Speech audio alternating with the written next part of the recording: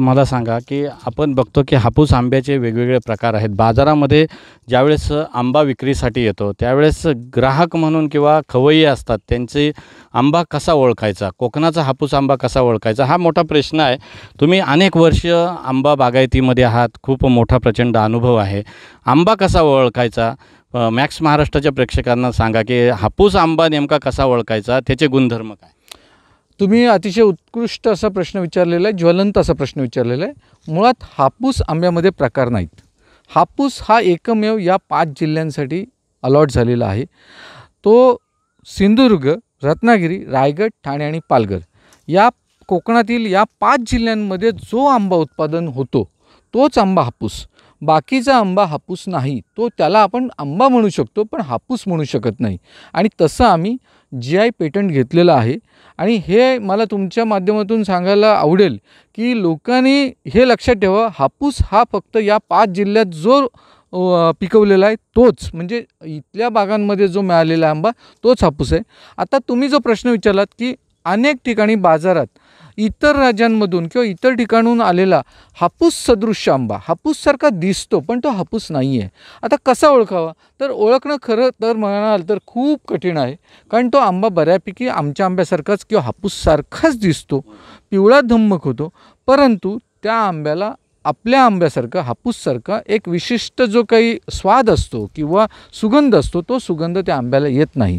तसंच त्या आंब्यामध्ये आपल्या आंब्यासारखी विशिष्ट जी चव आहे, जे माधुर्य आहे आपल्या आंब्यामध्ये, मधुरपणा आहे, ती चव त्या आंब्यामध्ये नसतं. त्याच्यामुळं तो आंबा आपण वास घेतल्यानंतर किंवा त्याचा सुगंध घेतल्यानंतर किंवा खाल्ल्यानंतरच ओळखता येईल, अन्यथा तो आपल्याला ओळखता येत नाही. आज आपण जे बघतोय, अलिबागपासून ते पनवेलपर्यंत रस्त्यावर अनेक स्टॉल लागलेले असतात, पण तो आंबा हापूस नाही आहे. तो आंबा इतर राज्यातून आलेला हा हापूस सदृश्य आंबा आहे, तो हापूस नाही आहे, हे लक्षात घ्या.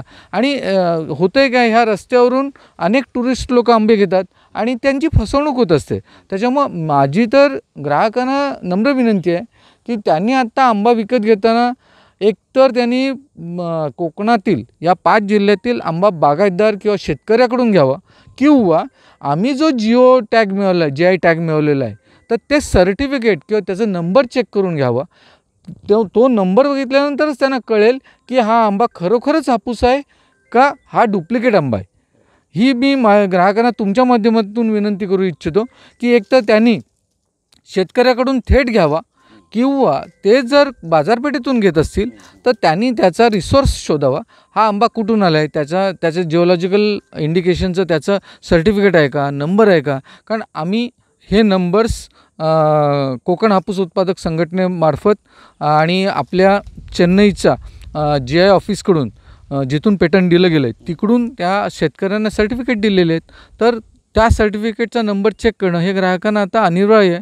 आता ही ओरिजिनॅलिटी किंवा याचा खरेखुरापणा टिकून ठेवण्यासाठी आपण यावर्षीपासून QR कोडसुद्धा लावतो आहे की बॉक्सवर किंवा आंब्यावर QR कोड लावतो आहे. तो QR कोड स्कॅन केल्यानंतर तुम्हाला कळेल की हा आंबा कुठल्या बागेतून आलेला आहे.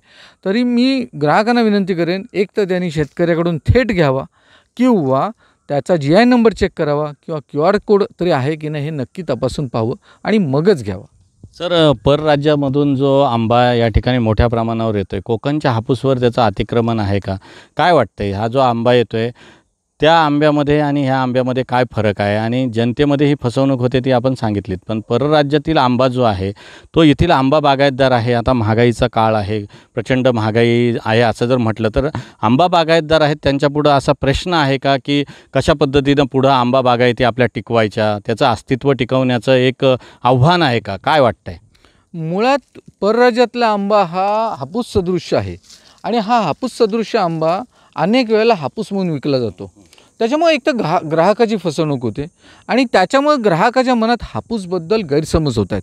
आणि मी दुर्दैवानं म्हणतो आहे की हापूसच्या नावाखाली हा इंडियन मँगो असा लेबल लावून परदेशातसुद्धा हा परराज्यातला आंबा विकला जातो किंवा पाठवला जातो. त्याच्यामुळं आपला आंतरराष्ट्रीय बाजारपेठेतसुद्धा हापूसचं नाव हळूहळू बदनाम व्हायला लागलं आहे. आणि ह्याच्यामध्ये अपेडा किंवा मार्केटिंग फेडरेशननी गांभीर्यानं लक्ष टाकायला पाहिजे की तो आंबा पाठवताना हापूस पाठवत असतील तर त्याचं GI सर्टिफिकेट त्यांनी हे कंपल्सरी घ्यायला पाहिजे. जसं ते मँगोनेट सर्टिफिकेट घेतात तसं GI सर्टिफिकेट. माझ्या बघण्यात असं आलेलं आहे की बहुतेक सगळे हे निर्यातदार हा परराज्यातला आंबा हापूसच्या नावाखाली पाठवतात. फक्त ते त्या बॉक्सवर हापूस लिहित नाहीत, इंडियन मँगो लिहितात.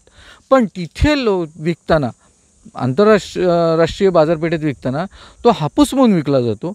परंतु त्या आंब्याला आपल्यासारखी चव किंवा सुगंध नसतो. त्याच्यामुळं हापूसवर हे अतिक्रमण होतं आहे किंवा अन्याय होतं आहे. आणि कोकणातल्या शेतकऱ्यांवर तर नक्की अन्याय होतं आहे, कारण त्यांना स्वस्त मिळते म्हणून ते फक्त घेतात. पण आम्ही तो एवढा स्वस्त देऊ शकत नाही, कारण आमच्या इथे आता हे आंब्याची बागायत करणं हे अतिशय आर्थिकदृष्ट्या कठीण होत चाललं आहे.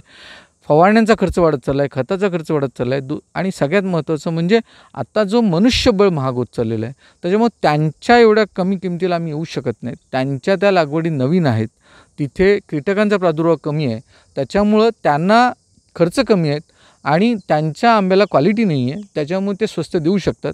आपल्या आंब्याला प्रचंड क्वालिटी आहे, अतिशय चांगला सुगंध आहे, अतिशय अशी चांगली चव आहे. जर हे थांबलं नाही तर एक वेळ अशी येईल की हापूस आंबा आंतरराष्ट्रीय बाजारपेठेत बदनाम होईल. सर